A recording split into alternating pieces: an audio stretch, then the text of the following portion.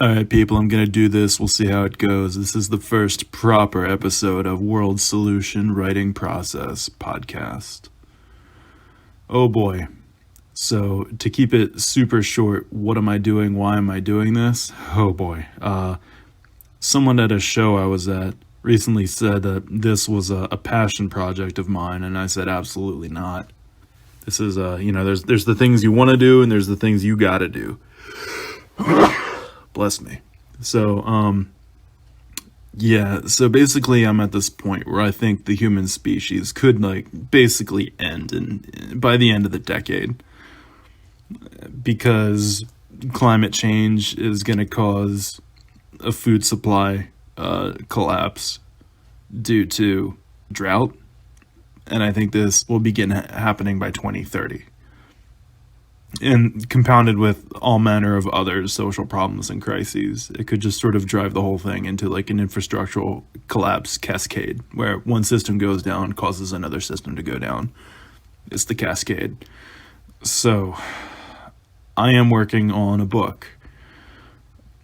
I won't tell you the working title yet.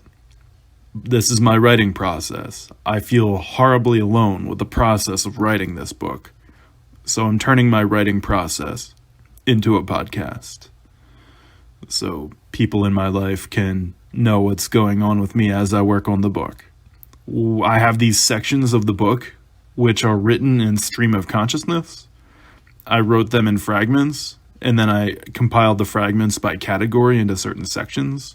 What I have to do is unscramble the sections. So this will be an extremely stream of consciousness, non-linear podcast experience. The strategy revolves primarily around something called parallel government. And the first section today I'm going to focus on, it's the section on parallel government. I've got 37 pages in Word written about parallel government specifically, though it's probably referred to throughout the entire text.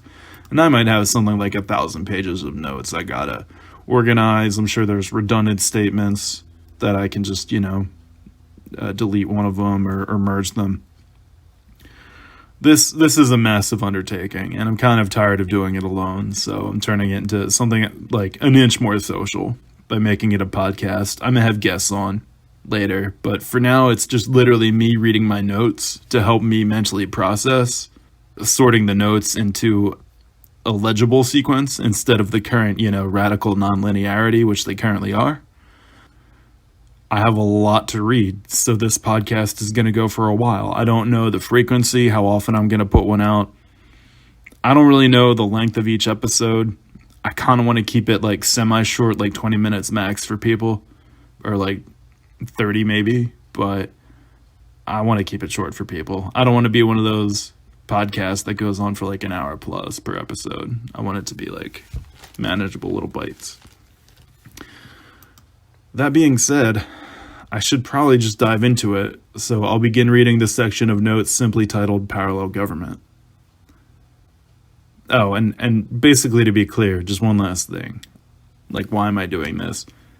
We have the climate change, I think, won't really be handled by the capitalist system. So this is an anti-capitalist book. This is a socialist book. Could say a democratic socialist book, but radically so, not like this sort of European welfare state, social democracy concept of democratic socialism. And then furthermore, some numbers and statistics I've been exposed to are that in the third world, every 10 seconds, someone dies of starvation.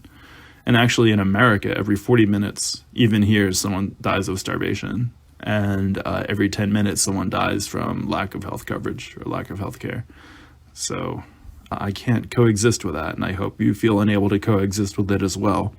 However, I've done everything on the, in the protest movement, in the socialist movement, from building organization to building protests to attending protests to escalating tactics. And I'm just kind of at a point where there's something more qualitative that seems to be missing and needs to be implemented.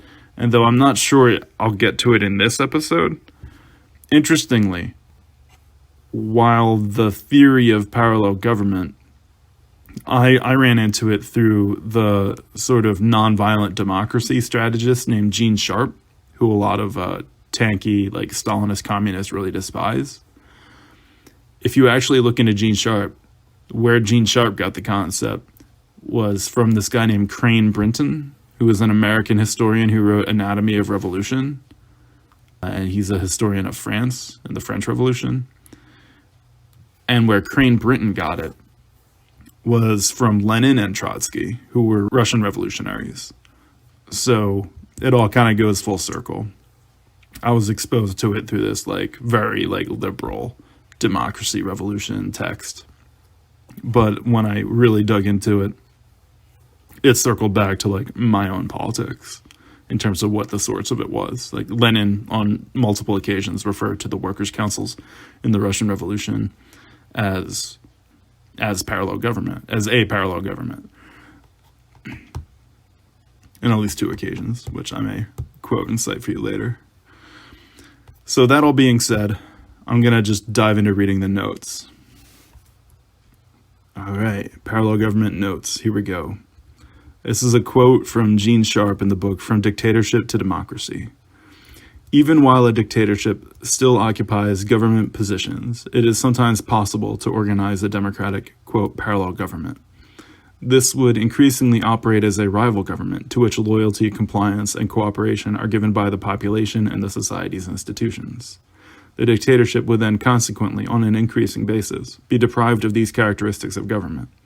Eventually, the democratic parallel government may fully replace the dictatorial regime as part of the transition to a democratic system. In due course, then, a constitution would be adopted and elections held as part of the transition. So you can see, if you replace dictatorship with capitalism and democracy with socialism or democratic socialism, you can see where I'm going with this, that I'm using this very liberal idea of a color revolution and some of the mechanisms involved in it to basically as a model of a revolution against capitalism. So some of my notes are not written in a very legible way. I talk about how you can train teams in a combination of street theater, revolutionary politics, and basic parliamentary procedure, and turn them into crowd conveners of impromptu revolutionary governments. I think this once happened in Hungary, where at a crowd protest, a speaker just proposed to the crowd, like, let's form a revolutionary government against the monarchy for a sort of democratic parliamentary government.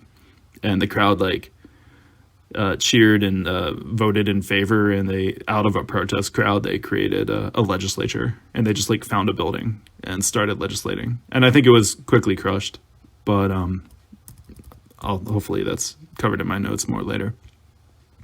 So these conveners can essentially act as self-appointed facilitators and maybe a bit of political leadership. In what's the book called? 2 Tactics of Social Democracy, Lenin discusses revolutionary provisional governments at length. Hopefully I'll have the quotes on that somewhere later. Here's my notes. Declaring a revolutionary government is essentially a ceremonial theatrical act, though it may also be the formal resolution of some group which existed before the declaration. Like an organization that already exists could pass a resolution to form or endorse a revolutionary government or to designate itself a parallel government. Here it overlaps with the theatricality inherent to, quote, laftivism. So a declaration ceremony is essentially street theater. You can film it to handle the nonsense which ensues from both the intensity and novelty of running a parallel government. You can treat it, with laftivism. Laftivism is this term from Sergei Popovich, who ran a color revolution against Slobodan Milosevic in the year 2000. He wasn't the first person to act it out, though. There was somewhere in Eastern Europe in 1989, there was a group that would dress up as Smurfs to protest their government. Anyway, everything in moderation. Never let the silliness committee go too far. Don't like your government? Start your own. So in chemical terms, parallel government is the slow reaction of history. In project management terms, it's the critical path. It's what people do the least frequently, but with the most decisive power in the process. So a parallel government could be like a mutiny for control of the workplace, where the workers insist that they are now the true owners, and top management will insist that the shareholders are the true owners and struggle to sides. Parallel government is the same type of thing, except at the scale of a nation. It's also possible that some global governmental body should be formed in opposition to the capitalist dominance of the United Nations. If enough member states have democratic socialist color revolutions, this planetary parallel government could be rendered redundant or unnecessary, but until then we might as well form it. Earth is a planet and humanity is a species, and we have yet to carry out a unification campaign of the implicit planetary human nation state, and the aliens seem very organized, so we should probably get on their level. You can form a revolutionary government out of people you know. You can use it for a game night like board games or Dungeons and Dragons, a role-playing game. Build it from a joke into reality. It's literally DIY government. It treats government like the joke it is. It's a dirty job, but someone's got to do it. The term non-state actor implies a bias toward established states. To call someone a non-state actor is often the same as labeling them a terrorist. In reality, government is DIY. Any individual can declare themselves a state, and they wouldn't have much power, but they'd be equally as legitimate as the nonsense governments that currently rule the planet. ISIS, for example, in Syria, may have been an extremely rogue state and not a good one, but it did enact a monopoly on violence, combined with general management in the areas it controlled, similar to that of other governments. So you couldn't really call it a non-state actor because it acted like a state. There are different models of convening a parallel government. You could do outdoor, you could do indoor, you could do remote, like on a Zoom meeting. There's a distinction, maybe sort of like a rectangle square distinction, between parallel governments and provisional governments. A parallel government could be long-term. A provisional government would be more in the immediate period when it seems that a mass struggle is imminent, whereas a parallel government could exist for a long time to help start up a mass struggle. And if you've ever heard of a government in exile, I gotta blow my nose. You know that a government in exile is actually sort of like a form of parallel government in which the parallel government flees the country, but it still acts as a parallel government against the government imposed by the occupying power. And so all dual power, this contention at the governmental level between states. And it's important to distinguish dual power. Dual power has really been watered down in the modern sensibility by liberals and anarchists. And, at a certain sense or a certain level, we can welcome it. But actually, I think we need to be strict as well. Because people say like, oh, labor organizing, that's dual power. Or mutual aid, that's dual power, simply because you're creating these communities which are in opposition to the ruling order. But that's very different from what Lenin meant when he actually coined the term dual power in terms of a contest between two governments existing in the same country. And that I think is the real form of dual power we need to sort of revive and resurrect as the central focus. We shouldn't act like every labor union or every mutual aid society is at the same level as an opposition government. And in terms of like what we should really focus on, if we really want to change the world, then it's time to actually be looking at regime change. So dual power is like a domestic government in exile. It's like two competing governments, except instead of the one competing government being outside the country and the other one being inside of it, both of them are inside the country. Okay, so provisional governments and governments in exile happen virtually everywhere, but they are historically centered in Europe, North America, Asia, and Africa, in that order historically and in terms of frequency, with Asia and Africa entering the practice later historically than the West. The term provisional government, which is different than parallel government.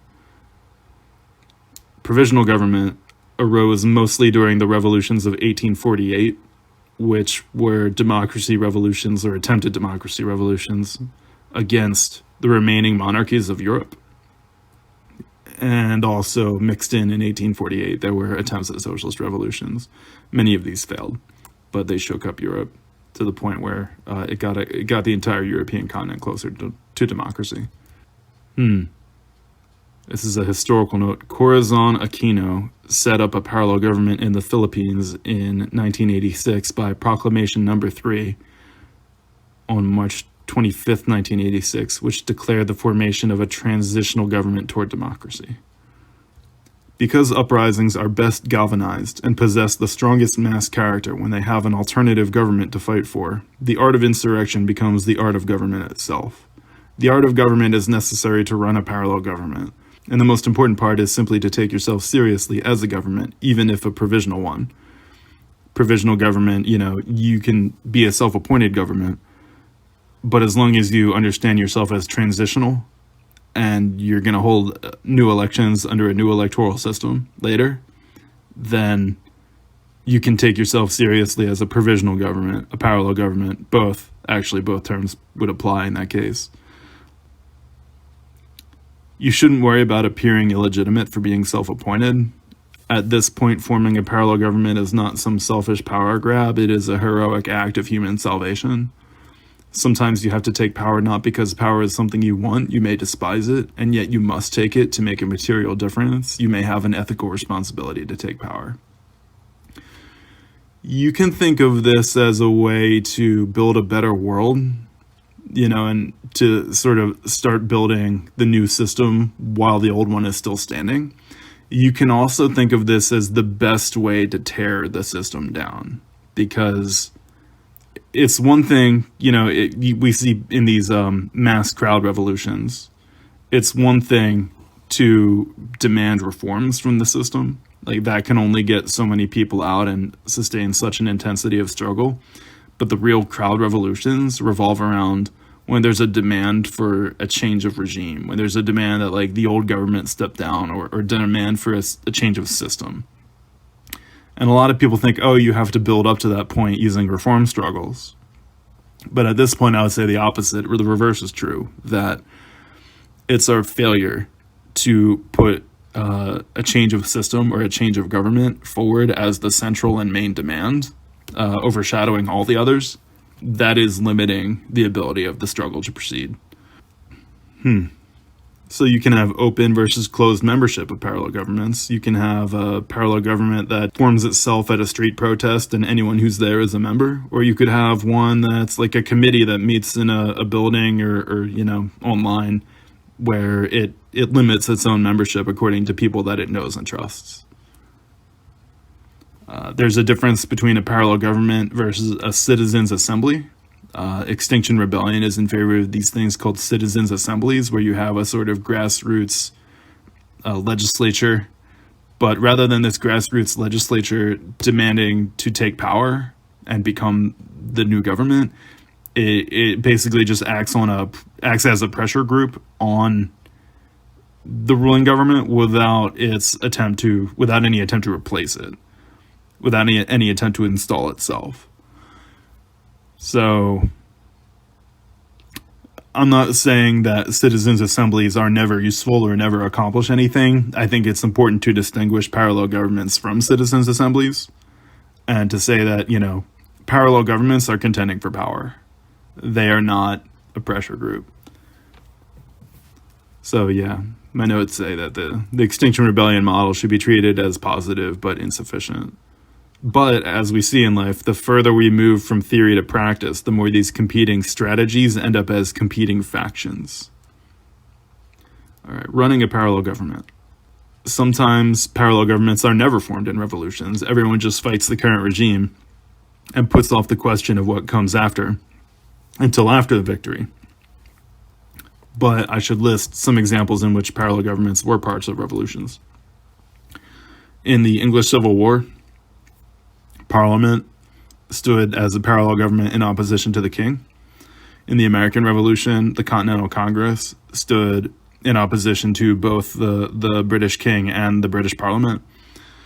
In the French Revolution, I might not have the exact name correct, but the Third Estate, which was called by the king, converted itself, I believe, into the National Assembly, Later, I think it became the National Convention. The nomenclature, the exact periodization, I might be wrong on. But the point is, this body that was called into being by the king decided to go renegade and become a democratic legislature in opposition to the king. Finally, you have the Russian Revolution, in which there was a Russian provisional government, which replaced the overthrown monarchy, which kind of was formed out of the Duma brought into being by the monarchy. But also, you had a situation of like multi-parallelism, where you also had the workers' councils, which were contending against the Russian provisional government for power as the new future revolutionary government of Russia. Okay, so if the default result of a revolution suits you, no parallel government is necessary. For example, if a dictator is being overthrown in this Western-dominated world, what comes after would probably be just a capitalist pseudo-democracy. In the Middle East, it might be some kind of political Islam. If you're trying to be more specific or swim against the stream by doing something other countries don't agree with, you need a parallel government to ensure that your vision occurs afterward. This has tended to be necessary for national independence movements and would definitely be necessary for anyone attempting a socialist regime change. And that is 22 minutes, so I'm going to cut it here. I'm going to type in my notes, episode 1 finished here. Put the date. Well, I hope I keep doing this. I may make more recordings and more episodes very soon. And I hope someone listens to them. I will listen to them just to help process my own thinking. The world is full of so much garbage, in terms of like what's available on podcasts. Like they're not nurturing me. I listen to them. I'm like, this is garbage. This is killing my soul. I need something that nurtures me. So the main audience is me. I'm just going to go on walks and listen to my own podcast while going on walks. And that'll help me sort of keep my writing process going. But hopefully I can get a small audience, and that will maybe lead to there being a prepared audience for the book if and when it is ever completed. And maybe a small audience of this podcast could develop into the seed of an actual parallel government on a basis of small committee self-appointment. And then that would have to build itself and grow itself through recruitment over time. Thanks for listening. This has been the first proper episode of World Solution Writing Process. Signing off.